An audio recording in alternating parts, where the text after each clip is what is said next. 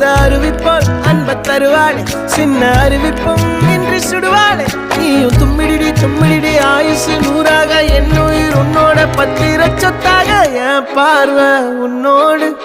உன் பொம்மை கண்ணோடு பேசாமல் விண்ணோடு